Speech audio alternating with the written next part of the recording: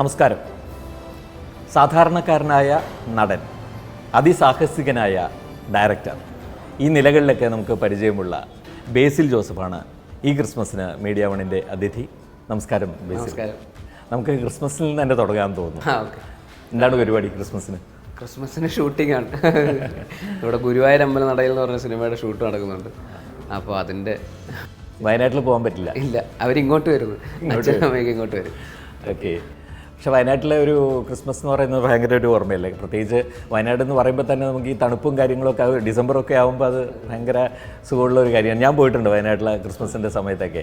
മാത്രമല്ല അതൊരു ഒരുപാട് ഓർമ്മകൾ എന്തായാലും ബേസിലിന് നൽകുന്നുണ്ടാവും. അത് മിസ് ചെയ്യില്ലേ? ഭയങ്കരമായിട്ട്. അത് ക്രിസ്മസിൻ്റെ സമയത്ത് നമ്മൾ കരോളിന് പോകും. കരോളിന് ഈ പറയുന്ന തണുപ്പ് രാത്രികളിലാണല്ലോ കരോൾ പാടാൻ പോകുക. അപ്പോൾ കരോൾ പോകുമ്പോൾ ഈ പറയുന്ന തണുപ്പ് ഭയങ്കര തണുപ്പായിരിക്കും. പക്ഷെ അത് 2-3 വീട്ടിലൊക്കെ പോയി കരോൾ പാടി ചെണ്ടയൊക്കെ കൊട്ടി കഴിയുമ്പോൾ ഒന്ന് ചൂടാവും. പിന്നെ എല്ലാ വീട്ടിൽ നിന്നും നല്ല കട്ടൻ കാപ്പിയും നല്ല ചില വീട്ടിൽ കഞ്ഞിയും പയറൊക്കെ റെഡിയാക്കി വെച്ചിട്ടുണ്ടാവും. അതായത് എല്ലാ വീട്ടുകാരും വരുന്ന ആൾക്കാർക്ക് എന്തെങ്കിലുമൊക്കെ ഭക്ഷണങ്ങളൊക്കെ കൊടുത്തിട്ടുണ്ട്. ചിലർ പ്ലം കേക്ക് റെഡിയാക്കി വെച്ചിട്ടുണ്ടാവും, കട്ടൻ കാപ്പി, പ്ലം കേക്ക്, പിന്നെ ഇതുപോലെ കഞ്ഞി, പയർ, അങ്ങനെ നല്ല ചമ്മന്തിയും അച്ചാറെന്നൊക്കെ പറഞ്ഞ് അങ്ങനെയൊക്കെ ആയിട്ട്. അപ്പോൾ നല്ല രസമായിരുന്നു ഈ പറയുന്ന തണുപ്പും, പക്ഷേ ഈ പറയുന്ന അതിൻ്റെ ഈ ചൂടും, അതിൻ്റെ ഇടയിൽ ഇങ്ങനെ നല്ല ഭക്ഷണമൊക്കെ കഴിക്കുക. പിന്നെ ഈ പറയുന്ന ക്രിസ്മസിൻ്റെ തലേദിവസമൊക്കെ രാത്രി പള്ളിയിൽ പോയിട്ടിരിക്കുമ്പോൾ പള്ളിക്കകത്ത് എവിടെയൊക്കെ ഏത് മൂലയിൽ പോയിരുന്നാലും നടക്കും. ഇങ്ങനെ എനിക്കാണെങ്കിൽ തണുപ്പ് ഭയങ്കര പ്രശ്നമുള്ള ആളും കൂടെ. ചെറിയ ഇച്ചിരി അവിടെ ഇവിടെ നിന്ന് കയറിയാൽ തന്നെ നടക്കും. അപ്പോൾ അവിടെ ഇവിടെയൊക്കെ പോയി ഏത് മൂലയിൽ പോയിരുന്നാലും ഇങ്ങനെ ഈ രാവിലെ 2 മണിക്കൊക്കെ എണീറ്റ് പള്ളിയിൽ പോയിരുന്ന് കഴിയുമ്പോൾ തണുപ്പ് ഇങ്ങനെ ഇരിക്കുന്നതൊക്കെ ഓർമ്മയുണ്ട്. അത് കഴിഞ്ഞിട്ട് കൊയറുപാടുമായിരുന്നു പള്ളിയിൽ. കൊയറും കീബോർഡൊക്കെ വായിക്കുമായിരുന്നു. അങ്ങനെയായിരുന്നു ഒരു മ്യൂസിക് ആദ്യമായിട്ട് അറിയുന്നത് ഈ പള്ളി എന്നുള്ള ഇതിൽ നിന്നുള്ള. ക്രിസ്മസിന് ഇപ്പോൾ ബേസിലിനെ കുറിച്ച് നമുക്ക് തോന്നുന്നത് എന്തെങ്കിലുമൊക്കെ കുസൃതികളൊക്കെ കാണിച്ചു വെച്ചിട്ടുണ്ടാകുമെന്ന്. അങ്ങനെ അതെനിക്ക് ഓർമ്മയില്ല. അത് വേറെ ആരോടെങ്കിലും അച്ഛൻ്റെ അടുത്ത് അമ്മേൻ്റെ അടുത്തൊക്കെ ചോദിച്ചാൽ അറിയാമായിരിക്കും ചിലപ്പോൾ. ക്രിസ്മസിന് എന്തായിരുന്നു ഇതൊക്കെ തന്നെയായിരുന്നു. അല്ലാതെ പെട്ടെന്ന് എനിക്ക് ഓർമ്മയൊന്നും കിട്ടുന്നില്ല. ഈ പറയുന്ന ക്രിസ്മസ് അപ്പൂപ്പനായിട്ട് ഒരു പ്രാവശ്യം പോയിട്ടുണ്ട്. ചെണ്ട കൊട്ടും മെയിനായിട്ട് ഈ സൈഡ് ഡ്രംസ് ആയിരുന്നു എൻ്റെ. ടക്കടക്കട എന്നിട്ട് പാട്ടൊക്കെ പാടുക. അതൊക്കെ തന്നെയായിരുന്നു മെയിനായിട്ട് ക്രിസ്മസിൻ്റെ. പിന്നെ വെക്കേഷൻ ആയതുകൊണ്ട് ആരുടെയെങ്കിലുമൊക്കെ വീട്ടിൽ പോകും, റിലേറ്റീവ്സിൻ്റെയൊക്കെ വീട്ടിൽ പോകും. ഇതൊക്കെ തന്നെയാണ്. ഫാദറായിരുന്നു. അതെ. അപ്പോൾ അതിൻ്റേതായിട്ടുള്ള എന്തെങ്കിലും പ്രത്യേകത ക്രിസ്മസിന് ഉണ്ടായിരുന്നോ ഫാമിലിയിൽ? ഈ ചെറുപ്പത്തിലെ ഇപ്പോൾ ഏതെങ്കിലും പരിപാടിക്കോ അല്ലെങ്കിൽ എന്തെങ്കിലും ഇതിനൊക്കെ എൻ്റെ അടുത്ത് ആരെങ്കിലും വാട്ട് ഈസ് യുവർ ഫാദർ എന്ന് ചോദിച്ചു കഴിഞ്ഞാൽ ഞാൻ ആദ്യം പറയുന്നത് my father is A father എന്ന് പറയാൻ. അപ്പോൾ എല്ലാവരും ചിരിക്കും. അത് പല സ്ഥലത്ത് ഈ കോമഡി ഞാൻ ഇറക്കിയിട്ടുണ്ട്, my father is A father. അപ്പോൾ അച്ഛൻ ഈ പറയുന്ന പോലെ അച്ഛനായതുകൊണ്ട് ക്രിസ്മസിന് പള്ളിയായിട്ട് ബന്ധപ്പെട്ടിട്ട് കുറേ ഇതുപോലെ കരോള് ഇതൊക്കെ തന്നെയാണ് ക്രിസ്മസുമായിട്ട് ബന്ധപ്പെട്ടിട്ട് മെയിനായിട്ട് ഇതൊക്കെ തന്നെയാണ്. ഓക്കെ. അപ്പോൾ ഇനി ഇത്തവണ അവരിങ്ങോട്ട് വരട്ടെ. അവരിങ്ങോട്ട് വരും. ഓക്കെ. കൊച്ചിയിൽ കാക്കനാട്. ബേസിൽ, ഇപ്പോൾ കഴിഞ്ഞ കുറച്ച് നാളത്തെ ഒരു നടനെന്ന നിലയിലുള്ള പെർഫോമൻസ് പരിശോധിച്ച് കഴിഞ്ഞാൽ ഇപ്പം എനിക്ക് ജാനമൻ കഴിഞ്ഞ്, പിന്നെ ജയ ഹേ, അതുപോലെ തന്നെ പാൽത്തു ജാൻവർ, ഇപ്പോൾ ഫാലിമി, ഇങ്ങനെയുള്ള പടങ്ങളൊക്കെ എടുത്ത് നോക്കിക്കഴിഞ്ഞാൽ ഒരു വിജയിക്കുന്ന ഒരു നടനായി അല്ലെങ്കിൽ ഒരു നായകനായി മാറി. അപ്പോൾ ഒരു നായകസ്ഥാനം മലയാള സിനിമയിൽ ഉറപ്പിച്ചു എന്ന് പറയാമോ?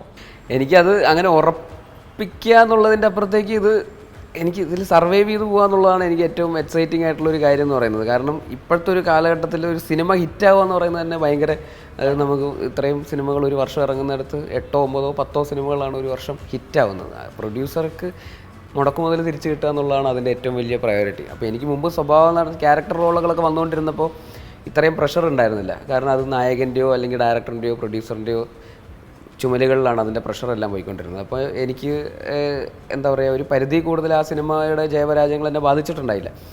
പക്ഷേ നന്നായിട്ട് വന്നു കഴിഞ്ഞാൽ നമുക്ക് സന്തോഷം, തീർച്ചയായിട്ടും നല്ല സിനിമേൻ്റെ ഭാഗമാകുമെന്ന് പറയുന്നത് തീർച്ചയായിട്ടും സന്തോഷം. പക്ഷെ ഇപ്പോൾ എന്ന് പറയുന്നത് ആ പ്രഷർ എന്നെ കുറച്ചുകൂടെ ബെറ്റർ ആക്കാനുള്ളൊരു ടെൻഡൻസി വരുന്നുണ്ട്.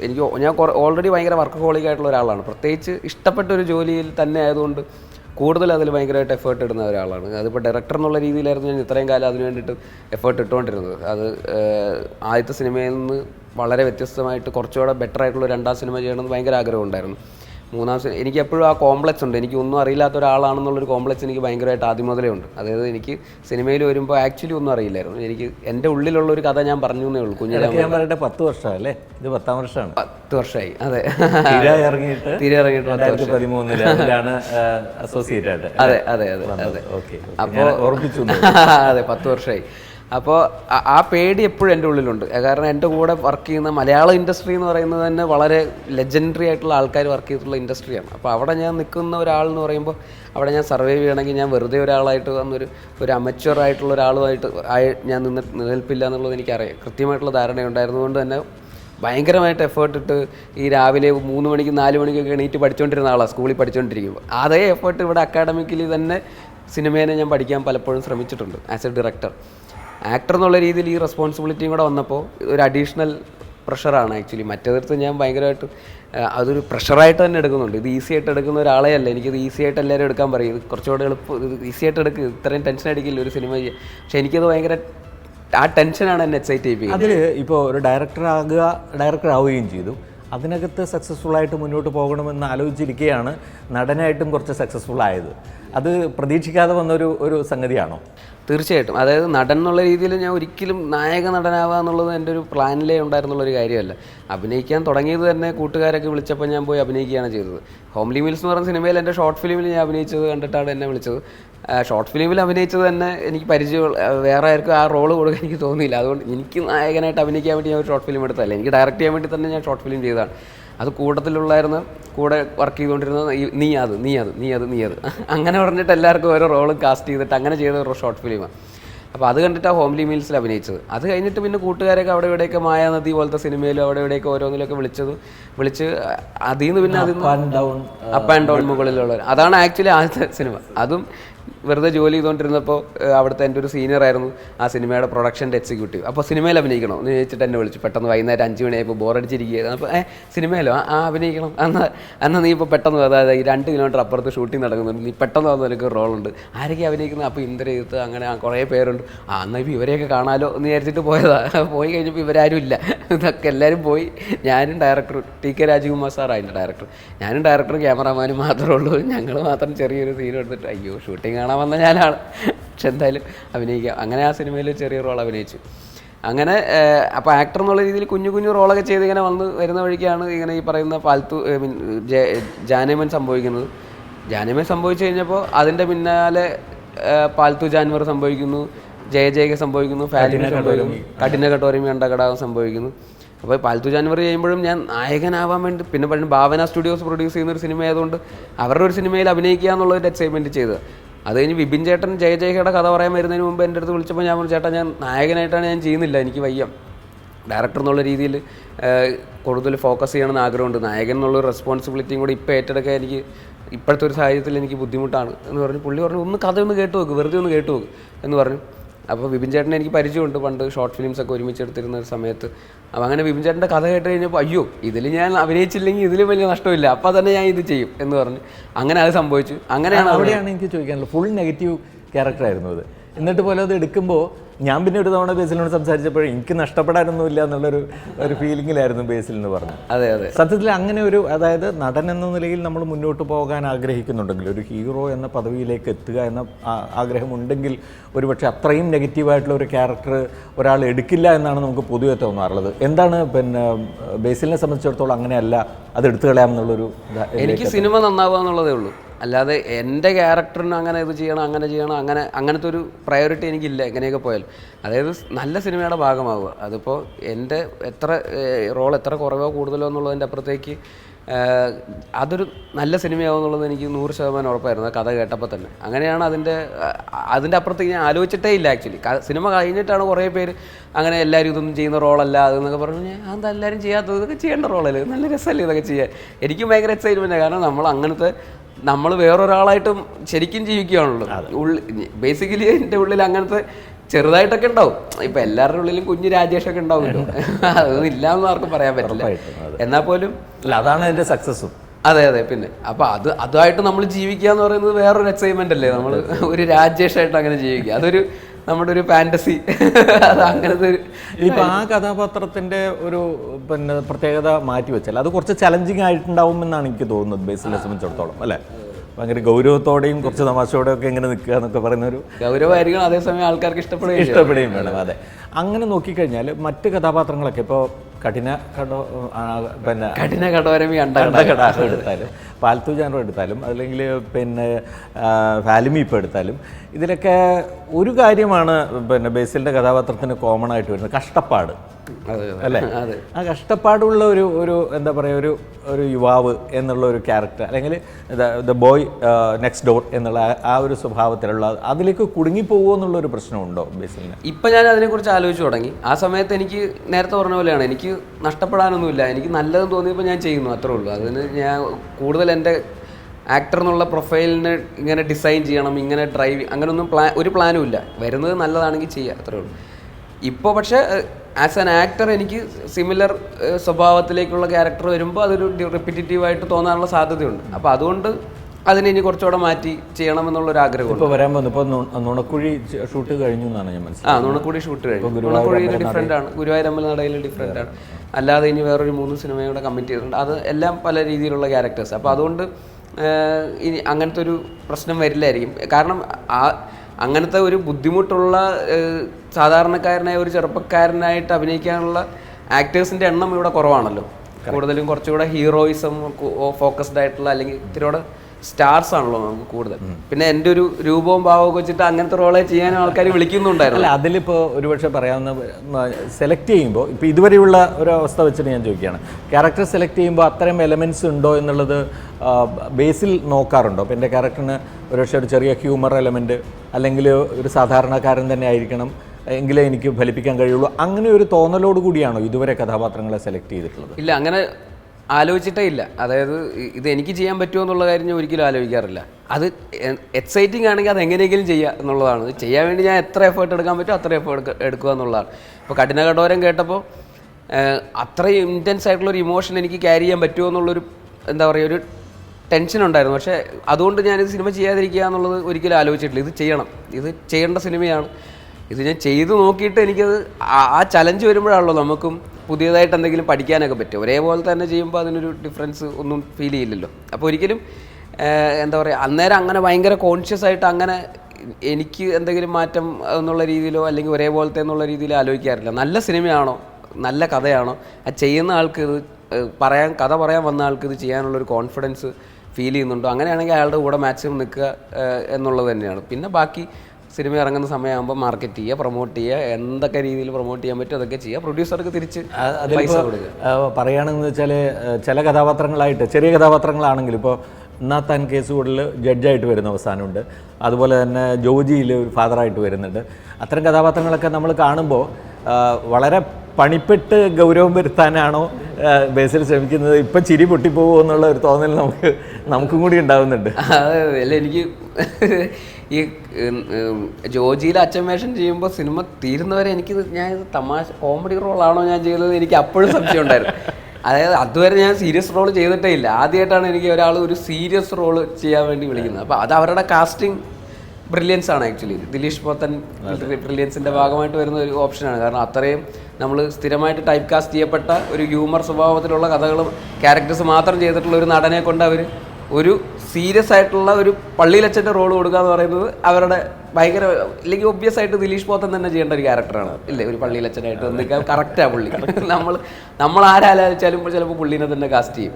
പക്ഷെ അത് അവർ അങ്ങനെ ഒരു ചോയ്സ് എടുത്തു എന്ന് പറയും. അപ്പോൾ എനിക്കെപ്പോഴും ടെൻഷൻ ഉണ്ടായിരുന്നു, ഇനി ഇത് കോമഡി റോളാണോ. ഞാൻ ഇടയ്ക്കിടയ്ക്ക് പോയി ചോദിക്കും, നിങ്ങൾ ആക്ച്വലി എന്നെ സീരിയസ് ആയിട്ട് അഭിനയിപ്പിച്ചിട്ട് തമാശയല്ലേ, സിനിമ വരുമ്പോൾ എന്നെ പറ്റിക്കാൻ ഇടയ്ക്കിടയ്ക്ക് ശ്യാംപുഷ്കറിൻ്റെ അടുത്ത് പോയി ശ്യാമേട്ടൻ്റെ അടുത്ത് പോയി ചോദിക്കുമായിരുന്നു. അപ്പോൾ അവർ പറയും ഇല്ല ശരിക്കും സീരിയസ് ആണ്.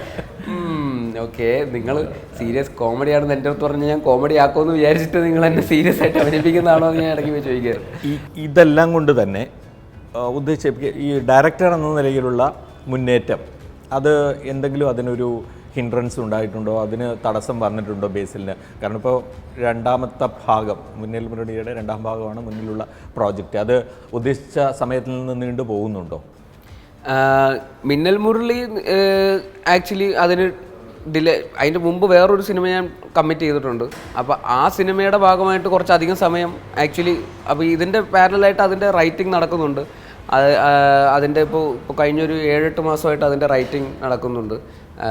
അടുത്ത വർഷമൊക്കെ അടുത്ത ഡയറക്റ്റ് ചെയ്യാൻ പോകുന്ന സിനിമ. അപ്പോൾ അതിൻ്റെ വർക്ക് വളരെ അഗ്രസീവായിട്ട് തന്നെ പാരലായിട്ട് നടക്കുന്നുണ്ട്. അപ്പോൾ ഡയറക്ടർ എന്നുള്ള രീതിയിൽ ചിലപ്പോൾ ഒരു വർഷത്തേക്ക് ഡിലേ, മേ ബി ആക്ടർ എന്നുള്ള രീതിയിൽ ഞാൻ വിചാരിക്കാത്ത രീതിയിൽ ഇത് പ്രൊഫൈൽ മാറിയത് കൊണ്ടുള്ള ഒരു ഡിഫറൻസ് വന്നിട്ടുണ്ടാവാം. ഈ ജയജയഹയോ അല്ലെങ്കിൽ ഇങ്ങനെ ഇതൊന്നും ഇങ്ങനെ സംഭവിക്കുമെന്ന് ഞാൻ ഒരിക്കലും പ്രതീക്ഷിച്ചതല്ല. അപ്പോൾ അതുകൊണ്ട് ഡയറക്ടർ എന്നുള്ള രീതിയിൽ എനിക്ക് കുറച്ചുകൂടെ സമയം സ്പെൻഡ് ചെയ്യുന്നതിനും ഇപ്പോൾ രണ്ടിനും കൂടെ സമയം കിട്ടുന്നില്ല. ആക്ച്വലി രണ്ടിനും ഭയങ്കര ആക്ടർ എന്നുള്ള രീതിയിലും എല്ലാ ദിവസവും ഷൂട്ടുണ്ട്, ഫാമിലിക്ക് സമയം സ്പെൻഡ് ചെയ്യണം, ഡയറക്ടർ എന്നുള്ള രീതിയിൽ അതിൻ്റെ റൈറ്റിങ്ങിലിരിക്കണം, അതിൻ്റെ പ്രീ പ്രൊഡക്ഷൻ ചെയ്യണം, അങ്ങനെ എല്ലാം വളരെ ഉത്തരവാദിത്തമുള്ള ജോലികൾ തന്നെയാണ്. എല്ലാം മൂന്നിനും തുല്യ ഉത്തരവാദിത്തമുണ്ട്. അപ്പോൾ അതുകൊണ്ട് ഇപ്പോൾ കൊച്ചായി, അപ്പോൾ അവളുടെ കൂടെ സമയം സ്പെൻഡ് ചെയ്യണം. അപ്പോൾ എല്ലാം കൂടെ വരുമ്പോൾ സമയമില്ലാത്ത പോലത്തെ ഒരു സിറ്റുവേഷനിലേക്ക്, അപ്പോൾ എവിടെയെങ്കിലും ഏതെങ്കിലും ഒരു ടെമ്പററി ബ്രേക്ക് എടുത്തിട്ട് ഇനിയിപ്പോൾ അടുത്തതിലേക്ക് പോകാൻ പറ്റും. ഞാൻ ഡയറക്ടറുടെ ആ ഒരു സ്ഥാനത്തിലേക്ക് വരുന്നതിന് മുമ്പ് മറ്റൊരു കാര്യം, ഇപ്പോൾ കഥാപാത്രങ്ങൾ തിരഞ്ഞെടുക്കുന്ന കാര്യത്തിലൊക്കെ പറഞ്ഞല്ലോ, വളരെ എക്സൈറ്റിംഗ് ആയിട്ടുള്ളൊരു ക്യാരക്ടറാണെങ്കിൽ ഒന്നും നോക്കാതെ അത് കമ്മിറ്റ് ചെയ്യുക, പിന്നീട് ആ ചലഞ്ച് ഏറ്റെടുക്കുക എന്നുള്ളത്. ആ നിലയിലേക്കാണോ ഇപ്പോൾ നമ്മുടെ സിനിമയിലെ ബഹുഭൂരിപക്ഷം നടന്മാരും പോകുന്ന അല്ലെങ്കിൽ താരങ്ങൾ പോകുന്നത്? അവർക്ക് കംഫർട്ടബിൾ ആയിട്ടുള്ള എന്ന നിലയിലുള്ള സംഗതികളല്ലാതെ ഏറ്റെടുക്കാൻ പലരും വിസമ്മതിക്കുന്നു എന്ന് പറഞ്ഞു കഴിഞ്ഞാൽ അത് ശരിയല്ലേ? എനിക്കത് അങ്ങനെ ഒരു കമൻറ്റ് എൻ്റെ അറിവിൽ ഇപ്പോൾ എൻ്റെ പേഴ്സണലി എനിക്ക് ഏറ്റവും അടുപ്പമുള്ള ആക്ടർ ടൊവിനോ ആണ്. ടൊവിനോ എടുക്കുന്നത് ഞാൻ കാണാറുണ്ട്. ടൊവിനോ വളരെ ഈ പറയുന്ന പോലെ ചലഞ്ച് ചെയ്തിട്ട് തന്നെ എടുക്കുന്നത്. ഇപ്പോൾ അജയൻ്റെ 2-ാം മോഷം എന്ന് പറഞ്ഞൊരു സിനിമയിൽ അവൻ 3 റോളാണ് ചെയ്യുന്നത്. ഒരേ ടൊവിനോ തന്നെ 3 റോളായിട്ട് അഭിനയിക്കുന്നു ഒരേ സിനിമയിൽ. 3 ഡിഫറെൻ്റ് ആയിട്ട് ഫീൽ ചെയ്യാൻ വേണം. അത് ഭയങ്കര ചലഞ്ചിങ്ങാണ്. എനിക്ക് ഭയങ്കര എക്സൈറ്റിംഗ് ആയിട്ട് തോന്നുന്നു. ഞാൻ ആ സിനിമയിൽ അഭിനയിച്ചതും കൂടെ ആയതുകൊണ്ട് 3 ആളായിട്ട് നിൽക്കണം. അപ്പോൾ അതിനവൻ പ്രത്യേകമായിട്ടൊരു ആക്ടിങ് കോച്ചിനെ വെച്ച്, അപ്പോൾ അങ്ങനെ ഒരു എഫേർട്ട് എടുക്കുന്ന ആക്ടേഴ്സിനെ ഞാൻ എൻ്റെ കൂട്ടുകാരായിട്ട് ഞാൻ കാണുന്നുണ്ട്. അതായത് ഒരു ആക്ടിങ് കോച്ചിനെ വെച്ചിട്ട് ഒരു സിനിമയ്ക്ക് വേണ്ടിയിട്ട് ആ ക്യാരക്ടറിന് വേണ്ടിയിട്ട് മാത്രം സ്പെഷ്യലൈസ് ചെയ്തിട്ട് ട്രെയിനിങ് എടുത്ത് ആഴ്ചകളോളം ട്രെയിനിങ് എടുത്തിട്ട് അതിന് വേണ്ടിയിട്ട് എഫേർട്ട് ഇടുന്ന ആക്ടേഴ്സ്.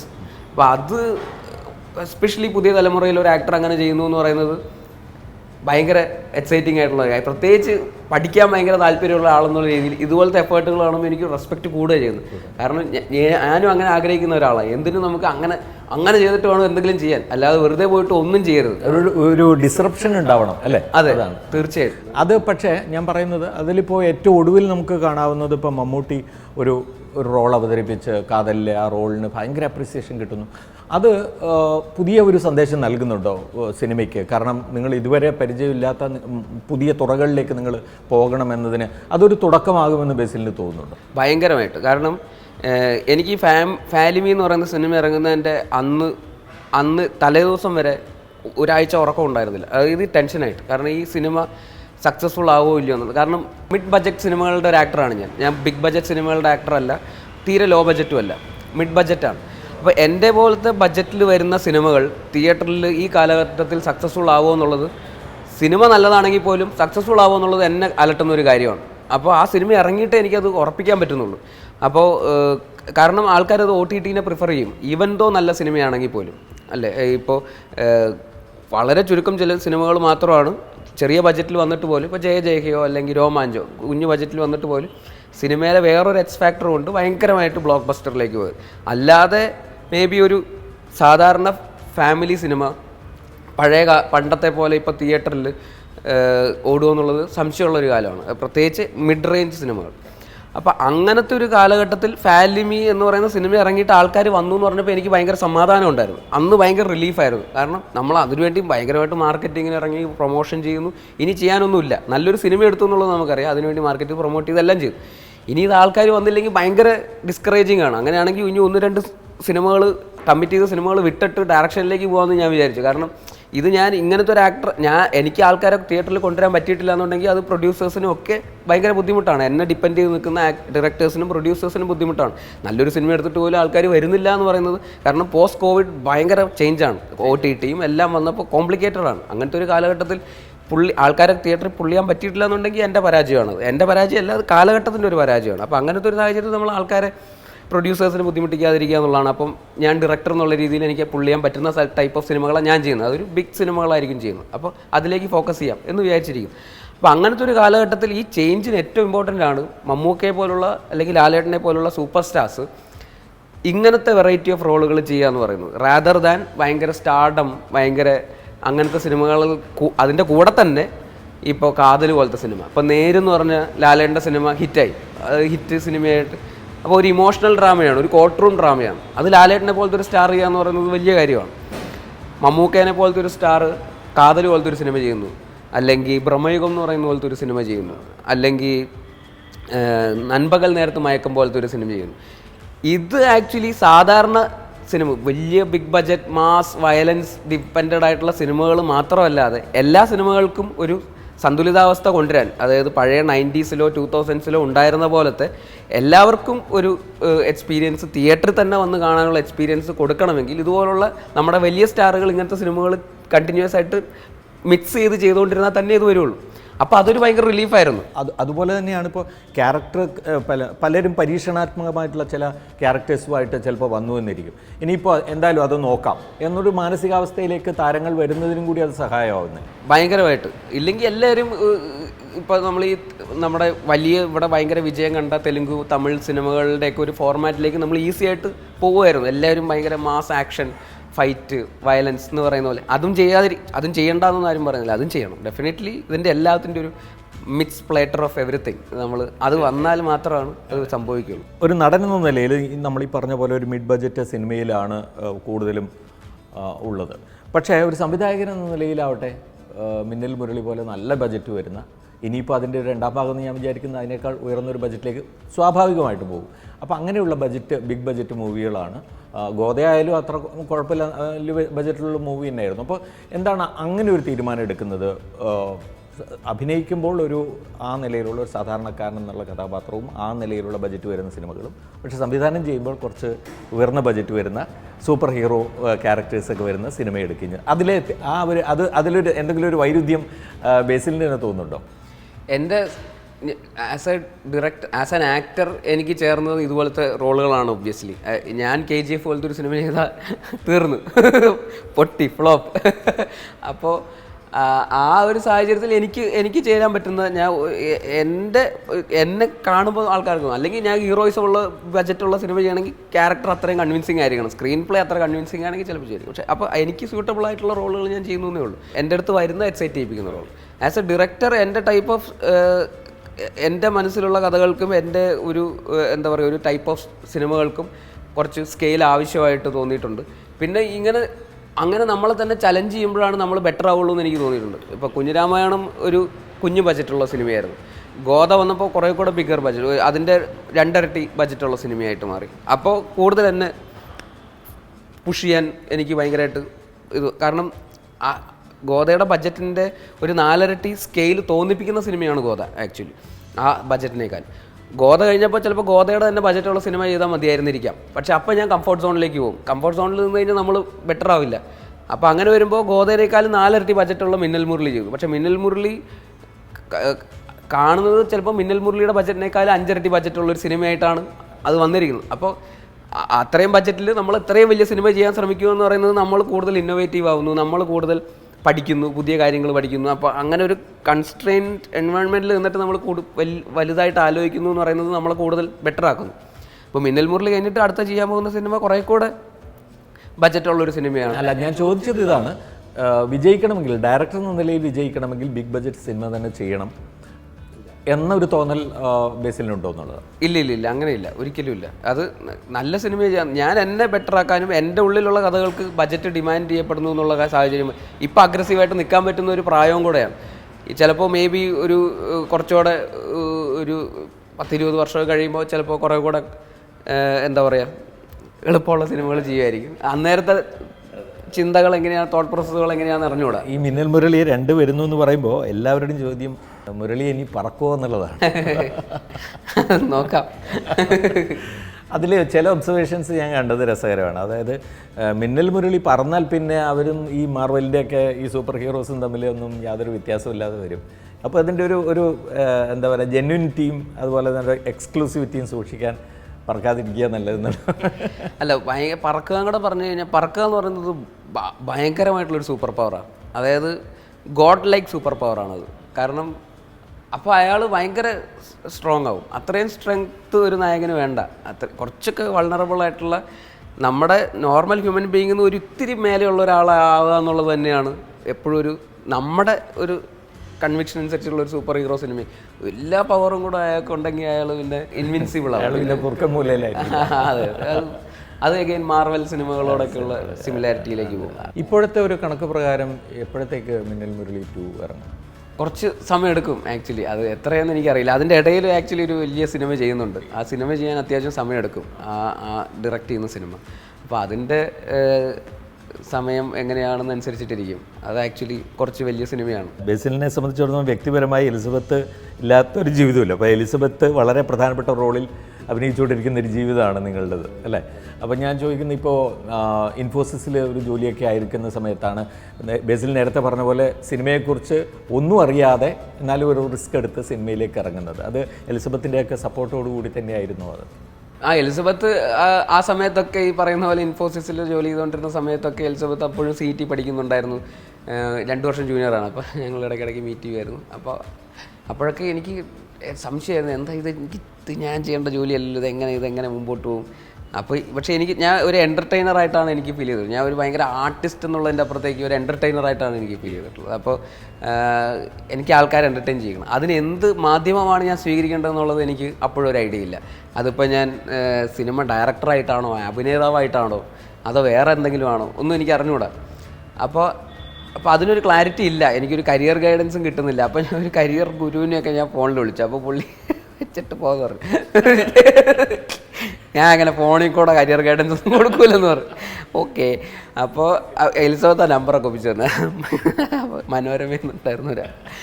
അപ്പോൾ അങ്ങനെ ഇനിയിപ്പോൾ എന്ത് ചെയ്യും, ഇനി സ്റ്റാൻഡപ്പ് കൊമേഡിയൻ ആയാലും അങ്ങനെ ഇനി ഒരു വെറൈറ്റി ആയിട്ട് വേറൊരു രീതിയിൽ പിടിച്ചാൽ, അല്ലെങ്കിൽ പിന്നെ വേറെ MBA അക്കാഡമിക്കലായിട്ട് തന്നെ എൻ്റർടൈൻമെൻറ്റ് ഇൻഡസ്ട്രിയിലേക്ക് പോകാനുള്ള MBA എടുത്തിട്ട് ക്യാറ്റ് എഴുതിയിട്ട് പറയുന്ന ഈ marketing and media management mica എന്നൊക്കെ പറഞ്ഞ ഇൻസ്റ്റിറ്റ്യൂട്ടൊക്കെ ഉണ്ട്. അപ്പോൾ അവിടെയൊക്കെ പോയി പഠിച്ചിട്ട് അതുവഴി സിനിമയിലേക്ക് എങ്ങനെയെങ്കിലും, അല്ലാതെ എങ്ങനെ സിനിമയിലെത്തുന്ന അറിഞ്ഞൂടാ. നമ്മളിങ്ങനെ സിനിമ അറിഞ്ഞൂടാ ഒരു സൈഡിൽ. അപ്പോൾ അങ്ങനെ എലിസബത്തൊക്കെയാണ്. അപ്പോൾ ഇതിൻ്റെ ഓപ്ഷൻസ് മൈക്കയിൽ എങ്ങനെ അഡ്മിഷൻ കിട്ടും, അതിന് ക്യാറ്റ് എഴുതണമെങ്കിൽ അപ്പോൾ ഞാൻ ക്യാറ്റ് കോച്ചിങ്ങിന് പോയി. സിനിമയിലെത്താൻ വേണ്ടിയിട്ടാണ് ഇതൊക്കെ ക്യാറ്റ് കോച്ചിങ്ങിനൊക്കെ പോകുന്നത്. പക്ഷേ അത് പിന്നെ പകുതിക്ക് വെച്ച് നിർത്തി, എനിക്ക് പറ്റുന്നില്ല. ഇത് സിനിമയിലെത്താൻ സിനിമ വഴി കയറുന്നല്ല നല്ലത്, ഇത് വീണ്ടും ഇത് തന്നെ ചെയ്തുകൊണ്ടിരിക്കുന്നത്. അങ്ങനെയുള്ള ആ കടന്നുപോകലുകളുടെ ആ അനുഭവങ്ങളുടെ ഒരു സൂചന പിന്നെ ക്യാരക്ടേഴ്സിലും വരുന്നുണ്ട് പലപ്പോഴും. എന്ത് ചെയ്യണമെന്ന് അറിയാതെ. അതെ, അല്ല ഞാൻ പോയിട്ടുള്ള എല്ലാ ഫേസിൽ കൂടെ എല്ലാ ക്യാരക്ടേഴ്സും പോയിട്ടുണ്ട്. ഈ പറഞ്ഞ പ്രശ്നങ്ങളൊക്കെ തന്നെ എല്ലാവർക്കും ഉണ്ടായിട്ടുണ്ടാവുമല്ലോ. എല്ലാ സാധാരണക്കാരായിട്ടുള്ള യങ്സ്റ്റേഴ്സിനും നേരിടുന്ന പ്രശ്നങ്ങളൊക്കെയാണ് ഈ പറയുന്നത്. അടുത്ത് എന്ത് ചെയ്യണം എന്നുള്ളൊരു ചോയ്സ് എടുക്കുക എന്നുള്ളത്, അങ്ങനത്തെ കാര്യങ്ങൾ, അല്ലെങ്കിൽ പാഷൻ ഫോളോ ചെയ്യണോ എന്നൊക്കെ പറയുന്ന ചോദ്യങ്ങളൊക്കെ എല്ലാവർക്കും ഉണ്ടാകുന്ന പ്രശ്നങ്ങൾ തന്നെയാണല്ലോ. അപ്പോൾ അതിന് കൃത്യമായിട്ടുള്ള ഗൈഡൻസ് സമയത്ത് കിട്ടുക എന്നുള്ളതാണ്. അത് നമ്മുടെ നാട്ടിൽ കറക്റ്റായിട്ട് കൊടുക്കാറുമില്ല. അതിനുള്ള ഒരു സമ്പ്രദായം നമ്മുടെ നാട്ടിലില്ല. കുറച്ചുകൂടി പുറകോട്ട് പോയി കഴിഞ്ഞാൽ CETയിൽ പഠിക്കുന്ന സമയത്ത് ആർട്സ് ക്ലബ് സെക്രട്ടറി ആയിരുന്നു, അല്ലേ? SFIയുടെ ആർട്സ് ക്ലബ് സെക്രട്ടറി ആയിരുന്നു. അതേസമയം എലിസബത്ത് KSUവിൻ്റെ ക്ലാസ് റൂപ്പായിരുന്നു. പറയുന്നതുകൊണ്ട് കുഴപ്പമില്ല. ഇല്ല, കുഴപ്പമില്ല. അല്ല, അപ്പോൾ ആ രാഷ്ട്രീയം തന്നെയാണോ ഇപ്പോൾ രണ്ടുപേർക്കും? അങ്ങനെ ഞാൻ അങ്ങനെ ഒരു രാഷ്ട്രീയം അതിലേക്കും കൂടെ ഫോക്കസ് ചെയ്യാനുള്ളൊരു സമയമില്ല. ഞാൻ നേരത്തെ പറഞ്ഞില്ലേ, ഇത് ചുറ്റും നടക്കുന്ന കാര്യങ്ങൾ എന്താണെന്നുള്ളത് മനസ്സിലാവുന്നു എന്നുള്ളതല്ലാതെ അതിലേക്കും കൂടെ ഫോക്കസ് ചെയ്യാൻ പോയാൽ നമുക്ക് ഭയങ്കരമായിട്ട് പ്രതികരിക്കാനുള്ള അങ്ങനെ എങ്ങനെയൊക്കെ ആയിട്ടുള്ള ഈ ഇതകത്തുള്ളുന്ന് വരും. പിന്നെ അതിലേക്ക് നമ്മളുടെ കുറേ ശ്രദ്ധ, മാക്സിമം സമയം നമുക്കിപ്പോൾ ചെയ്യുന്ന ഈ ജോലിയിൽ ഫോക്കസ് ചെയ്യുക. എന്താണ് നമുക്ക് അടുത്തത്, നമ്മളെ ഡിപ്പെൻഡ് ചെയ്ത് നിൽക്കുന്ന ഒരുപാട് ആൾക്കാരുണ്ട്, നമ്മൾ പ്രതീക്ഷിക്കുന്ന സിനിമകളുണ്ട്. ഇതിന് കൊടുക്കാൻ മാക്സിമം സമയം കൊടുക്കുക എന്നുള്ളതാണ്. മറ്റ് എല്ലാത്തിനും ടൈം കൊടുക്കാനുള്ള സമയമില്ല ആക്ച്വലി. അതുകൊണ്ട് വോട്ട് ചെയ്യുമ്പോൾ ആർക്ക് വോട്ട് ചെയ്യണം എന്നുള്ളത് ഞാൻ കൃത്യമായിട്ടുള്ള എനിക്ക് ധാരണയുണ്ട്. പക്ഷേ രാഷ്ട്രീയം എന്നുള്ളത് എൻ്റെ ഒരു പ്രയോറിറ്റിയേ അല്ല. അതിലേക്ക് ഒരിക്കലും ഒരുപാട് സമയം സ്പെൻഡ് ചെയ്യാറുമില്ല. പക്ഷേ ഇപ്പോൾ ഒരു സന്ദർഭം ഉണ്ടല്ലോ നമ്മുടെ മുമ്പിൽ, അതായത് ഇപ്പം മതത്തിൻ്റെ പേരിലായാലും ജാതിയുടെ പേരിലൊക്കെ ആയാലും ഭയങ്കര സംഘർഷാത്മകമായ ഒരു അവസ്ഥയിലേക്ക് കേരളീയ സമൂഹം പലപ്പോഴും എത്തുന്നുണ്ട്. ഇപ്പോൾ ക്രിസ്മസ് പോലെ ഒരു അവസരത്തിൽ അങ്ങനെയുള്ള നമ്മളുടെ നാടിന് ആവശ്യമില്ലാത്ത, അല്ലെങ്കിൽ നമ്മൾ ഒഴിവാക്കേണ്ട അത്തരം പ്രവണതകളെക്കുറിച്ച് ഒരു സന്ദേശം എന്തായിരിക്കും ബേസിൽ നിന്ന് നൽകുക? അല്ല, ഹ്യൂമാനിറ്റി ഭയങ്കരമായിട്ട് അതിന് ബാക്കി ഇതുപോലത്തെ ആവശ്യമില്ലാത്ത ഡിവിഷൻസ് മാക്സിമം കുറയ്ക്കുക എന്നുള്ളതാണ്. ഞാൻ ഭയങ്കര റിലീജിയസ് ഞാൻ എനിക്ക് എൻ്റെ ഉള്ളിലൊരു വിശ്വാസമുണ്ട്. അല്ലാതെ അതിന് വേണ്ടിയിട്ട് ഞാൻ ഒരു പരിധി കൂടുതൽ ഞാൻ അതിന് വേണ്ടിയിട്ട് എന്താ പറയുക അത് ഭ്രാന്ത് എന്നുള്ള രീതിയിലേക്ക് അങ്ങനത്തേലേക്ക് പോകാൻ ഞാൻ താല്പര്യപ്പെടാറില്ല. അതെനിക്ക് എൻ്റെ ഒരു പ്രയോറിറ്റി അല്ല. അതിപ്പോൾ എന്ത് കാര്യത്തിലാണെങ്കിലും ആ ഡിവിഷൻ്റെ ആവശ്യമില്ല എന്നാണ് ഞാൻ ആഗ്രഹിക്കുന്നത്. അത് മതത്തിൻ്റെ പേരിലായാലും എന്താ പറയുക ക്ലാസ് ഹൈറാർക്കീൻ്റെ പേരിലായാലും ഇപ്പോൾ ഫിനാൻഷ്യലി ആണെങ്കിലും എന്ത് രീതിയിലാണെങ്കിലും എല്ലാവരും ഒരേപോലെയൊക്കെ തന്നെയാണ്. എല്ലാവരുടെയും പ്രശ്നങ്ങൾ every human being is having A struggle of his own. അതപ്പോൾ എല്ലാവരെയും എമ്പത്തറ്റിക്കായിട്ട് കാണുക. എല്ലാവർക്കും എന്തെങ്കിലുമൊക്കെ പ്രശ്നം ഉണ്ടാവും. അതപ്പോൾ അവരുടെ പ്രശ്നം എന്താണെന്ന് നമ്മൾ അറിഞ്ഞില്ലെങ്കിൽ പോലും ബി കൈൻഡ് എന്നുള്ളത് മാത്രം എല്ലാവരും ആലോചിക്കുക എന്നുള്ളതേ ഉള്ളൂ. വെറുതെ ആവശ്യമില്ലാതെ അവിടെ ഇവിടെയൊക്കെ പോയി സോഷ്യൽ മീഡിയയിലും അവിടെ ഇവിടെയൊക്കെ പോയി തല്ലുണ്ടാക്കുക, എല്ലാത്തിൻ്റെ അടിയിലും പോയി കമൻറ്റ് ഇടുക, അല്ലെങ്കിൽ നേരിട്ട് കാണുമ്പോൾ അടി ഉണ്ടാക്കുക. എന്തിനാണ് ഇതിൻ്റെയൊക്കെ കാര്യം? ഇത് നമ്മൾ കുറച്ച് കാലമല്ലേ ജീവിച്ചിരിക്കുന്നുള്ളൂ. ഈ സമയത്ത് മര്യാദയ്ക്ക് സന്തോഷമായിട്ട് ജീവിക്കാനുള്ളതിന് ചുമ്മാ പോയി തല്ലും പിടി ഉണ്ടാക്കുന്നുണ്ട് ഒരു കാര്യമില്ല എന്നാണ് എൻ്റെ ഒരു അതിലപ്പോൾ. അപ്പോൾ ബി കൈൻഡ് ടു ഓൾ അല്ലേ, അതാണ് ഏറ്റവും നല്ല സന്ദേശം. നമ്മൾ ചെയ്യുന്ന ജോലിയിൽ ഫോക്കസ് ചെയ്യും. അതിൽ ഫോക്കസ് ചെയ്താൽ ചിലപ്പോൾ നമുക്ക് തന്നെ ഗുണമുണ്ടാവും ഇവൻച്വലി. അതിൽ പ്രൊഡക്റ്റീവായിട്ട് നമുക്ക് എന്തൊക്കെ ചെയ്യാൻ പറ്റും. ഇപ്പോൾ സോഷ്യൽ മീഡിയ ഇത്രയും നന്നായിട്ട് പ്രൊഡക്റ്റീവായിട്ട് യൂസ് ചെയ്യാൻ പറ്റുന്ന ഒരു കാലഘട്ടമാണിത്.